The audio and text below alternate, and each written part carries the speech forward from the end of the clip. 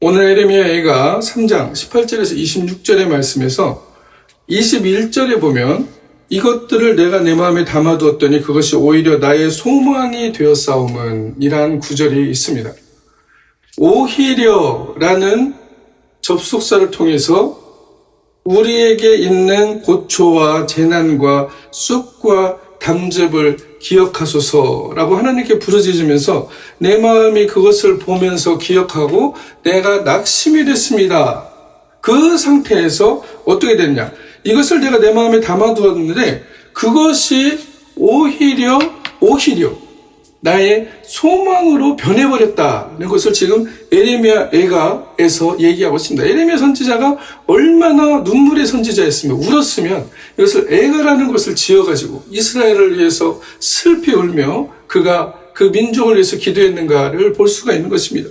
고초와 재난과 쑥과 담즙이 우리의 삶 가운데 수많은 일들로 다가오는 고난과 문제와 수많은 우리의 역경들이라고 얘기할 수가 있겠습니다.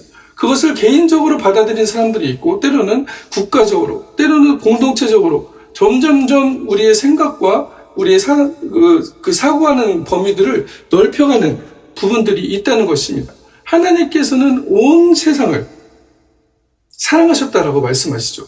요한복음 3장 16절에 하나님이 세상을 이처럼 사랑하사 그 세상을 사랑하셔서 누가 오셨다고요? 독생자를 주셨으니 이는 저를 믿는 자마다 누구든지 멸망하지 않고 영생을 얻게 하려 하심이라 라고 말씀하고 있습니다. 성경의 핵심되는 구절 중에 한 부분이기도 합니다. 하나님의 예수님께서 이 세상의 말씀이 육신이 돼서 오신 이유가 무엇이냐? 이 세상을 사랑하셨기 때문입니다. 우리가 멸망되는 것을 원치 않는 그 사랑의 마음, 그 마음을 가지고 어떻게 하셨다는 거예요? 하나님이 말씀으로 세상을 창조하셨던 그 하나님이, 말씀이 우리 가운데 거하셨던 그 하나님이 육신으로 우리에게 드러나 보이셨다는 것을 말씀하고 있습니다. 이 사랑의 현현이에요. 하나님의 사랑이 정말 우리에게 가까움을 보여주시는 것입니다. 우리가 먹고 자고 우리가 똑같은 인간으로 우리의 예수님께서 우리의 삶을 사셨던 그 하나님께서 지금도 어떻게 하는 것입니까? 우리의 삶을 사랑하고 계신다. 우리 인생이 왜 태어났을까요? 저는 왜 태어났을까요? 라고 실망하고 그거에 대해서 회의를 가지시는 분들, 내가 되고 싶은 대로 되지 않았기 때문에 지금 이 순간에 뭔가 이루어지지 않는 것 같기 때문에 나는 왜 태어났을까요? 나는 사는 이유가 뭘까요? 저번 주에도 말씀드렸지만 환경이라는 것에 끌려다니는 것이 신앙인이 아니고 그리스도인이 아니라는 것입니다. 사람은 그렇게 만들어지지 않았어요. 사람은 존재적으로 어떻게 만들어졌다는 것입니까? 하나님과 연결되어 있는 존재들이라는 것을 말하고 있습니다. 하나님으로부터 오는 무한한 공급을 받고 있는 존재라는 것을 말하고 있다는 것이죠. 그런데 우리가 어떻게 됩니까? 그 환경이라는 것을 바라보면서 무너져 내리는 거예요. 그래서 어떻게 돼요? 고초와 재난과 쑥과 담즙이 내 삶에 가득한 것 같이 보일 때가 있다는 것입니다. 우리의 삶에서 이런 것이 없어질 수가 없어요. 삶이라는 것이 그렇습니다. 삶은 굴곡이 있다고 얘기합니다. 올라갈 때가 있으면 내려갈 때가 있고 때로는 슬플 때가 있으면 기쁠 때가 있고 우리의 감정이 가지고 있는 움직이는 방향들이 있다는 것이죠. 그러면 그 감정이 움직이는 대로 우리가 따라서 살 것이냐, 아니면 우리는 하나님이 주신 그 말씀을 붙들고 그 말씀이 모든 환경과 나의 모든 감정적인 부분까지도 그 말씀에 붙들림 받으며 살아가느냐 하는 것이 바로 신앙인과 신앙인이 아닌 것의 차이라는 것입니다. 신앙인은 다른 게 아니에요. 신앙인은 내가 믿습니다가 신앙인이 아닙니다. 내가 진리라고 믿고 있는 이 성서가 우리에게 주는 이 진리의 부분, 무엇이 진리예요? 지금 말씀하고 있는 게 진리라는 거예요. 하나님이 이 세상을 이처럼 사랑하사, 그러면 이 세상에는 나도 들어가 있죠. 그렇죠? 하나님이 나를 정말로 사랑하셔서 지금도 사랑하시고 지금도 관심을 가지고 계시고 지금도 나의 머리카락까지도 세신 바 된 하나님이라는 것을 말씀하고 있습니다. 하나님이 드러내시는 것은 무엇이에요? 사랑으로 드러나신다는 것입니다. 자꾸 우리가 하나님을 심판과 또는 폭력의 하나님, 우리를 벌 주시는 하나님으로 자꾸 우리가 믿기 때문에 그 하나님께서 우리의 삶에 그렇게 드러나는 거예요. 믿음대로 드러나는 것입니다. 너희 말이 내 귀에 들린 대로 행하리라. 신명기 14장 28절. 우리는 하나님을 어떤 하나님으로 믿고 신앙하고 따라가야 하냐. 하나님께서는 분명히 말씀하십니다. 그러한 모든 고초와 재난과 쑥과 당접들이 왜 있습니까? 왜 있습니까? 그 길로 가는 것을 그냥 두면 어떻게 된다는 거예요? 저 길이 멸망의 길이기 때문에 그 길로 돌이키기 위해서, 그 길로 가면 안 되기 위해서 우리의 길 위에 우리가 억지로 나의 의지로 내 생각만으로 가는 그 길 위에 가시를 놓으실 때도 있고 때로는 벽을 치실 때도 있고. 그러면 이게 보호벽입니까? 아니면 나를 막는 벽입니까? 하나님은 우리를 보호하기 위해서 이러한 부분들을 만들어내셨다는 것을 기억해야 된다는 것입니다.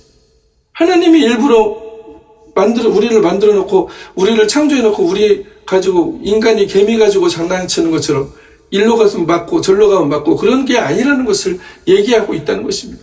하나님은 하나님의 형상으로 우리를 창조하시고 하나님과 동등한 자녀로서 하나님의 능력과 권능과 모든 것을 위임받은 청지기로서 상속자로서 이 세상에 살아가게 하셨다는 것을 얘기합니다. 그러면 나는 왜 태어났냐? 아직 내가 왜 태어났는지 모르겠어요. 많은 청소년들에게 물어봅니다. 하고 싶은 게 뭐예요? 우리가 하고 싶은 것을 따라 살 것인가? 내가 하고 싶은 것이 나만 하고 싶은 것인가? 아니면 내가 하고 싶은 것이 정말 하나님께서 나를 보내신 그 사명이라는 것을 발견하면서 살아가고 있는 것입니다. 내 가슴이 진정으로 끊이지 않고 뛸 때는 바로 우리가 그 사명이라는 것, 그 소명이라는 것, 베루펜, 독일말로 베루펜이라고 합니다. 그것을 직업이라고 해요. 영어로는 job이라고 하지만 독일말은 베루펜입니다. 뭔가로부터 부르심을 받았다는 얘기예요. 모든 직업이 그렇게 되어질 수 있다는 것을 얘기한다는 것입니다. 그냥 내 삶을 그냥 생존하기 위해서 살아가는 것이 직업이 아니라는 것을 얘기하고 있습니다. 사회가 이것이 당연한 것처럼 얘기하지만 우리는 내 직업, 내 희망과 내 가슴이 뛰는 일과 상관없이 그냥 일은 일이고 그것은 그거야라고 분리된 삶을 살죠. 많은 신학생들이 그런 얘기들 합니다. 신학은 신학이고 교회에서 신앙은 신앙이다라고 얘기합니다. 그런 분리된 생각으로 살아가기 때문에 그 시간을 허비하는 거예요. 신학이라는 것이 신앙으로 들어와서 그 안에서 정말로 하나님의 능력이 나타나는 그런 지식으로, 하나님의 지식으로 변화되고 하나님의 지식으로 능력이 드러나는 삶을 살아가는 그 틀들이 만들어지는 게 신학이 되어야 되는데 이제는 신학과 신앙을 분리시켜버립니다. 그래서 신학은 신앙이 아니래요. 일은 일이고 내가 좋아하는 건 내가 좋아하는 거래요. 일과 내가 좋아하는 걸 할 수 없다고 얘기합니다. 그렇지 않습니다. 내가 좋아하는 것이 하나님이 원하시는 나의 사명이 될 수 있고 내가 인생에서 의미를 발견하고 살아갈 수 있는 아주 중요한 부분들이 될 수 있다는 것입니다. 그런데 그것이 나만 좋아해서는 안 된다는 것이죠. 나만 좋아해서는 안 된다는 것입니다. 분명히 이것이 하나님께서 원하시는 내 영혼을 뛰게 하고 내 영혼에 열정이 넘치게 하는 그 열정들을 가지고 그 열정들이 솟아나는, 나도 모르는 기쁨이 솟아나는 그러한 사명들이 우리에게 주어져 있다는 것을 말씀하고 있습니다. 에레미야는 이스라엘을 품고 기도하면서 내 고초와 재난과 쑥과 담즙, 내 안에 있는 수많은 고통들을 내가 내 마음에 담아 두었는데 이것이 오히려 나의 소망이 되어버렸다라고 얘기하고 있습니다. 이 고백이 놀라운 고백이에요. 우리의 삶 가운데서도 고난과 고초와 담즙과 쑥과 같은 일들 가운데서 우리가 이것을 어떻게 대할 것인가에 대한 아주 중요한 이야기들을 전해주고 있는 것입니다. 오히려 내 앞에 어떤 일들이 닥쳤을 때 우리는 그것에 낙심하고 그것을 굴복하고 그것을 바라보고 두려워하는 것이 아니라 오히려 하나님께서 이것을 통하여서 우리의 삶을 한 발짝 더 나아가게 하시는구나. 오히려 이게 막혀있는 담 같은데 하나님께서 이것을 통하여서 하나님의 놀라운 섭리를 발견하게 하시는구나 라는 것을 우리에게 전해주고 있다는 것입니다. 우리의 삶에서 하나님은 우리를 떠나신 적이 한 번도 없다는 것을 얘기하고 있어요. 그래서 오늘 3장 28절에 뭐라고 합니까? 22절, 23절에 여호와의 인자와 긍휼이 무궁하심으로 우리가 진멸되지 아니함이다 라고 얘기하고 있습니다. 그 소망이 어디에 있다는 거예요? 그 소망이 어디에 있다는 것입니까? 진멸되지 않는다는 거예요. 우리 쓰러지지 않아. 죽지 않아. 왜? 우리 존재가 어디에서부터 왔기 때문에, 하나님으로부터 왔기 때문에, 하나님이 우리를 감싸고 계시기 때문에, 하나님이 우리와 함께 하고 있는 임마누엘이 하나님이시기 때문에 우리는 진멸되지 않는다라는 그 소망을 가지고 있다는 것입니다. 하나님의 성품을 정확하게 알고 있는 사람만이 하나님을 그대로 하나님으로서 신뢰하고 신앙하며 하나님의 자녀로서의 삶을 살아갈 수 있다는 것을 얘기하는 것입니다. 우리 아버지가 어떤 사람이냐에 따라서 그렇잖아요. 그렇죠? 아버지가 아주 무섭고 말 한마디도 못 붙이게 하면 아버지한테 말도 못 붙입니다. 그렇죠?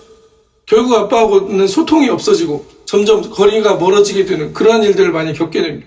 아버지가 사랑이 있고 어떤 것들이든지 자식들이 한 것들에 대해서 지지해주고 그 삶을 정말로 아버지가 사랑하고 있다는 것을 발견한 자녀들은 어떻습니까?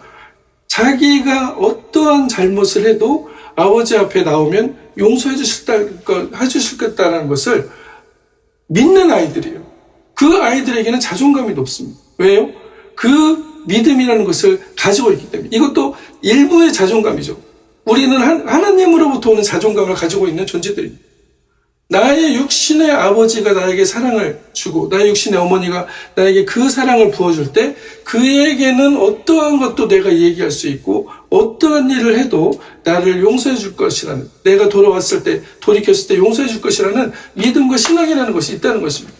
인간 사이의 믿음과 신앙이죠. 하나님과에도 이러한 믿음과 신앙이 우리에게 존재해야 되는데 우리가 하나님과 그러한 관계 안에 있다는 것을 발견할 때만이 우리는 그것을 발견할 수 있다는 것을 얘기하고 있습니다. 하나님으로부터 오는 자존감이죠.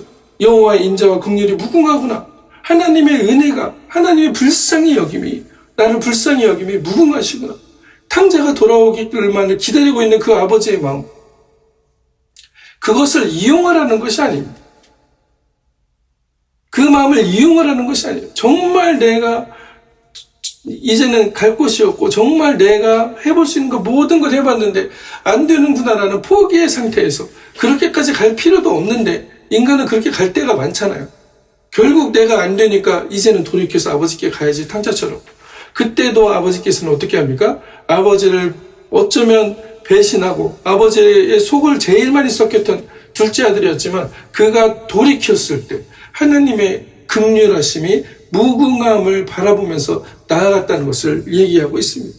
그 인자함과 긍휼함이, 은혜와 긍휼함이 무궁하심으로 우리가 진멸되지 않을 거라는 것을 발견한 사람, 이것이 진리라는 거예요. 하나님이 세상을 이처럼 사랑하셨다는 그 말씀이 그대로 성서를 관통하고 있는 것입니다.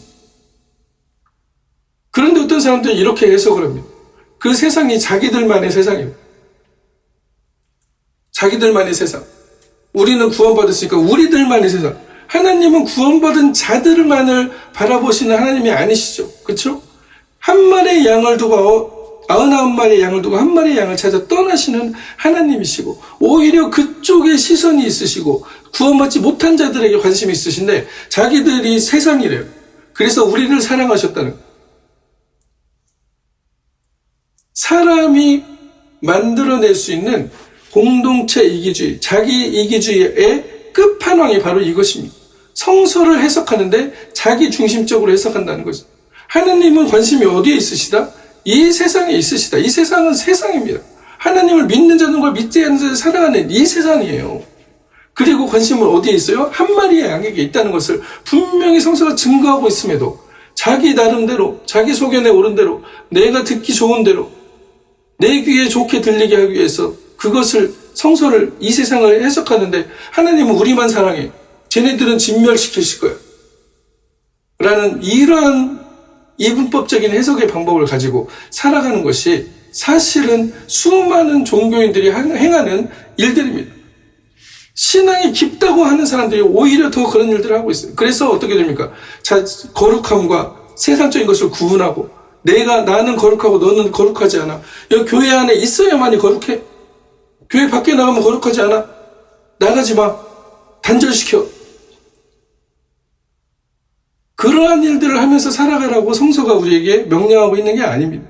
성서는 하나님이 사랑하신 그 세상을 향하여 너희 발걸음을 옮기고 그들의 삶 가운데서 그리스도의 향기를 드러내고 하나님의 빛과 소금의 역할을 감당하라고 있는 것이 바로 교회의 존재 목적임에도 불구하고 우리는 우리 스스로 똘똘 뭉쳐가지고 여기가 좋사오니 이대로만 갑시다. 저 사람들은 멸망해도 상관없어요라는 아주 단절되어 버리고 분열되어 버린 자아의식을 가지고 살아갈 때가 얼마나 많은가. 이것이 하나님의 마음으로부터 오는 마음이 아니라는 것을 기억하시기 바랍니다. 이것은 인간 이기주의로부터 오는 마음이에요. 성서를 빙자한, 신앙을 빙자한, 거룩함을 빙자한 단절이고 그것을 통해서 자기들만 거룩하게 되겠다고, 자기들만 구원받겠다는 그 성서를 왜곡한 해석의 결과물이라는 것을 기억하시기 바랍니다. 성령의 열매가 아닙니다.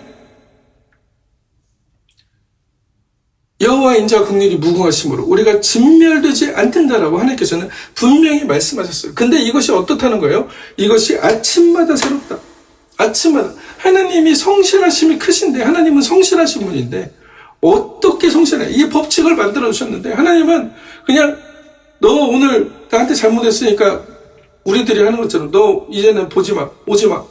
너는 이제 죽어야 될 것 같아. 이렇게 하신 분이 아니시라는 거죠. 그 성실하심으로 우리를 끝까지 기다리고 계시는 분이다. 아침마다 새롭다. 근데 이게 아침마다 새롭다는 것이 우리가 잠자고 깰 때를 얘기하는 거잖아요. 어떤 시간을 인간이 보는 시간의 현상으로 해가 지고 해가 뜨니까 이것을 시간으로 나눠보자. 어떤 간격으로 나눠보자 해서 아침 저녁이라는 걸 나눴지만 사실은 이것은 매 순간을 얘기하는 것입니다. 매 초 내가 숨쉬는 매 순간이 새롭게 하나님의 인자와 긍휼이 다시 우리에게 새롭게 적용되어진다는 것을 얘기하고 있다는 것입니다. 이것을 발견한 사람들만이 우리의 삶 가운데서 어떤 고백들이 나오냐면 하나님은 나의 기업이시다라는 고백이 나오게 된다는 것입니다. 기업들이 우리의 삶을 살아갈 때 이윤을 주잖아요. 그렇죠? 우리의 먹고 살 것들을 공급해 주잖아요. 거기서 월급을 받는 사람들이 있습니다. 자기 기업을 해서 그것이 자기 삶을 영위해 갑니다. 그런데 그것이 내가 이루어가고 내가 마치 모든 것을 이뤄가는 것 같은데 그 안에 깊은 곳에서 작동하는 것은 무엇이에요? 하나님의 인자와 긍휼로서 모든 것이 작동한다는 것이에요. 그래서 그런 사람들에게는 어떤 고백이 나오냐? 여호와는 나의 기업이시다. 하나님이 나의 공급자가 되신다는 그 고백이 될 수밖에 없다는 것입니다. 아무리 바다에 가서 물고기를 많이 잡아가지고 아무리 농사를 많이 지어서 수확을 많이 거뒀다고 할지라도 그것은 본인이 관리하고 본인이 노력한 것은 있지만 그 궁극적인 공급자, 본질적인 공급자는 하나님이시라는 것입니다. 그들이 물고기를 만들어내지 못했다는 것이죠. 그들이 그 곡물들을 만들어내지 못했다는 것입니다. 열매 맺게 하시는 이는 하나님이세요. 우리에게 물을, 비 안 내려도 될 수 있어요. 그 물을 공급하시는 분도 하나님이시라는 것을 기억하시길 바랍니다. 이 세상의 창조주가 이것들을 주관하고 계시고 이것들을 우리에게 무한하게 공급하고 계시는 그 축복 가운데 우리가 살아가고 있는데 그 놀라운 충만함 가운데 살아가고 있는데 우리는 그 충만함 안에서 결핍이라고 얘기한다는 것입니다. 그 충만함 안에서 부족함이라고 얘기한다는 것입니다. 그 충만함 안에서 고난이라고 얘기한다는 것입니다. 천국이라는 것이 우리가 죽음 위에 가는 세상도 있지만 이 세상에서 너희 안에 있는 그 천국, 하나님의 나라는 너희 안에 있다라고 예수께서 분명히 선포하셨는데 그 하나님의 나라를 발견하고 싶지 않은 거예요. 어쩌면 그것을 발견하는 방법을 잃어버렸을 수도 있습니다. 그러다가 통째로 잊어버린 거죠. 하나님께서 오늘 분명하게 다시 말씀을 통해서 우리에게 말씀하십니다. 하나님의 충만함과 하나님의 인자하심과 하나님의 긍휼하심이 무한대라는 거예요. 무한대. 요즘에 어디 뷔페 가가지고 무한리필, 어차피 무한리필도 몇 그릇 못 먹잖아. 그런데 우리 인간에게 주시는 하나님의 인자하심과 긍휼하심이 무한대이다, 무궁하다는 것을 얘기하십니다.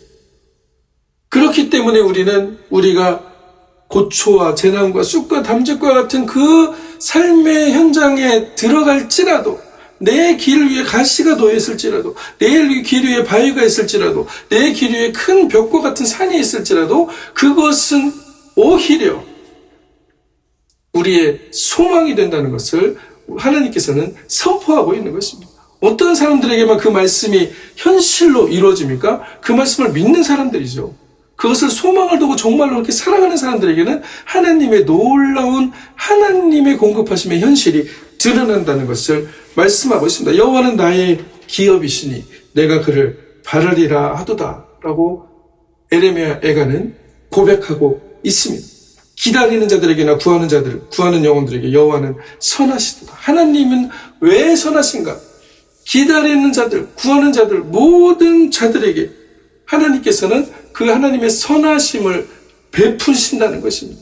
이것이 우리의 기쁨의 근원이 되어야 되고 이것이 우리의 자존감의 근원이 되어야 된다는 것을 말씀하고 있는 것이죠. 사람이 여호와의 구원을 바라고 잠잠히 기다림이 좋도다. 내가 뭐 했어요? 라는 그 말들은 어쩌면 그 순간이 지나가 버리면 박수 조금 받고 끝나버리는 그러한 인간의 한계적인 행위에 대한 공적의 찬양일 수도 있지만 정말로 하나님의 여호와의 구원을 바라고 기다리면서 그 기다림 안에서 하나님의 나타나심을 우리가 바라볼 때 하나님께서는 하나님의 방식으로 우리를 승리케 하신다는 것을 말씀하고 있습니다. 출애굽기 14장 13절에 18절에 똑같은 말씀을 하는 거예요. 모세가 백성에게 이르되 너희는 두려워하지 말고 가만히 서서 여호와께서 오늘 너희를 위하여 행하시는 구원을 보라. 오늘 너희가 보내고 사람을 영원히 다시 보지 아니하리라 라고 출애굽기 14장에도 말씀하고 있습니다. 근데 그때 뭐라고 하냐? 하나님께서 뭐라고 하냐? 너는 왜 내게 부르짖고 있냐? 이제는 너희 자손에게 명령해서 앞으로 나아가게 하라 라고 얘기하고 있습니다. 부르짖음의 시간이 있었다면 그 부르짖음의 시간을 부르짖음만으로 끝내지 말고 이제는 어떻게 하라는 것이에요? 믿음을 가지고 행하라는 것입니다. 믿음을 가지고 발걸음을 내디뎌라. 지팡이를 들고 손을 바다 위로 내밀어 그것이 갈라지게 하라. 이스라엘 자손이 바다 가운데 마른 땅으로 어떻게 합니까? 행하리라 라고 말하고 있는 것입니다. 하나님이 열어놓으신 그 충만함으로 들어가지 않는 사람들은 그 충만함을 경험할 수가 없는 거예요. 그러면 부르짖고만 있을 것인가? 신앙이 있는데, 믿음이 있는데, 나는 하나님을 신뢰하는데 부르짖고만 있을 것인가? 그렇지 않습니다. 하나님이 열어놓으신 충만의 상태를 바라보고 충만의 현실을 바라보고 그 현실로 우리의 발걸음을 내디딜 때 하나님께서는 우리가 살아가는 이 세상에서 하나님이 함께 하심을, 하나님의 놀라운 기적의 능력들을 우리의 현실 내에 드러나게 하신다는 것입니다. 하나님의 현실이 인간의 현실로, 인간의 제한된 현실로, 인간의 오성으로만 판단할 수 있는, 보고 느끼고 맛볼 수 있는 그 현실 안으로 뚫고 들어오신다는 것을 얘기하고 있습니다. 인간은 자신들이 만들어 놓은 그 세계 안에 갇혀가지고 하나님의 기적들을 경험하지 못하고 살아가는 것 뿐입니다. 그것을 내려놓고 하나님을 잠잠히 바라볼 때 하나님께서는 하나님의 현실을 우리 인간에게 보여주신다는 것을 분명히 보여주신다. 분명히. 그래서 우리의 삶 가운데서는 모든 고난과 고초와 어려움의 시간들을 어떻게 지나가야 된다고요? 오히려 나의 소망이 되었다는 것을 붙들고 나간다는 것을 말씀하고 있는 것입니다. 하나님의 인자와 긍휼은 우리에게 무한 공급입니다. 무한대이십니다. 이 충만함을 신뢰하시길 바랍니다. 이 충만함을 믿으시길 바랍니다. 하나님은 우리를 진멸하기 위해서 우리를 창조하신 분이 아니시라는 것을 말씀하고 있습니다. 하나님은 우리를 하나님이 사랑하는 자녀로서 부르셨다는 것을 말씀하고 있습니다. 오늘 여러분의 마음들을 일으키시길 바랍니다. 여러분의 심령들을 새롭게 하시길 바랍니다. 아침마다 새로운 게 아니고 매 순간 새로워지셔야 돼요. 매 순간 하나님의 그 긍정의 에너지, 그 축복의 에너지, 충만의 에너지, 하나님의 능력의 에너지들이 여러분의 삶 가운데서 드러난다는 것을 신뢰하고 기뻐하는 마음으로 살아가시길 바랍니다. 어떠한 상황에서도 환경에 감정이 눌려서 환경에 끌려다니지 않고 하나님의 말씀에 끌려다니는 감정이 되시길 바랍니다. 이 감정을 통해서 여러분들의 믿음이 새롭게 되어지고 여러분들의 능력이 하나님의 능력을 힘입어서 이 세상에서 능력 있고 힘 있는 자로 살아가는 그 하나님의 분명히 드러내심에 동역하는 사람들이 될 것이기 때문입니다. 오늘 하나님을 바라는 모든 사람들이 이 말씀을 통해서 기적의 주인공이 되고 하나님이 살아계심이 분명히 우리의 삶에 드러나는 이러한 이삭의 축복들이 드러나는 우리가 되기를 그리스도 이름으로 간절히 축원합니다. 아멘.